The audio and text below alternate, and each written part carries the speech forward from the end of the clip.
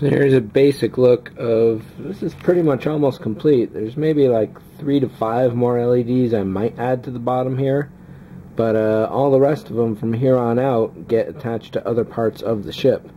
And I was just considering that a moment ago when I was laying out how things are going to go down here, because there's a lot of fiber optics that's going to be running along the ceiling that all this wiring here has to compete with.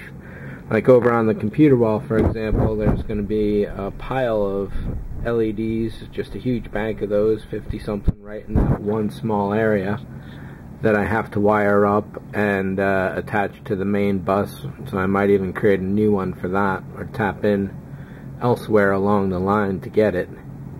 But there's a random amount of fiber optics going in this area, along with a couple floor lights and room lights as well. Those are going to attach to the main floor, and they got to attach in such a way that they don't interfere with what's down here now. Over here on the airlock, there's a particularly huge amount of fiber optic strand coming through there in the form of this bracket and that master pipe.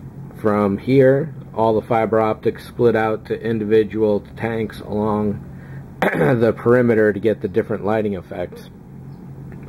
So that is going to take up a major amount of space in this area here, which means it can't be occupied by a lot of wires and stuff, and so on and so forth around here. But now that I'm actually staring at the bottom of this, I have to determine where my main power bus is going to go. So basically, just like I did the ceiling, where, if I can find the part, just a second. So whereas I did the ceiling to ring all the lights coming off these two thin little leads here, I did manage to keep everything fairly tight and to the surface. Over here, I kind of did similar, but the wires are a lot thicker than they really needed to be, and that was for more of a convenience of time and effort than anything else. But up here, I have to balance the needs of the fiber optics and the electricity. So, for instance, each of those brass tubes up there will be getting probably an RGB flasher. The hallway here already has its lights. The space pod area might need lights. Every tube represents another LED, and I still need more tubes to go. There might not be too much. I'll have to power all the LEDs going into the control panel, if any. So there might not be too many, but I do have to start wiring those up sooner than later. So that's just some thoughts on that and the various ways this has gone together, and my goal is still to keep this thing modular as far as all the pieces go. So this will always be able to pull off, and the floor will all be able to pull off, and the inner fusion core cover there will always be able to pull off. But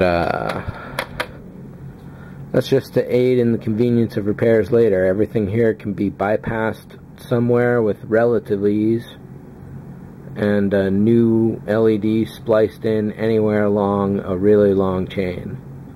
So it's definitely got some great modularity going for it so far, and I think I'm managing to keep all the wires under basic control as well. But there are a few that will be loose throughout, especially as there'll probably be a final tightening of a lot of them as everything starts coming together here. So apart from the computer wall on the top side of this deck, I'm also going to lay out really quickly some of the LEDs here and figure out how they're going to wire as well. So that's what's coming up for the next ones. Thanks for watching. See ya.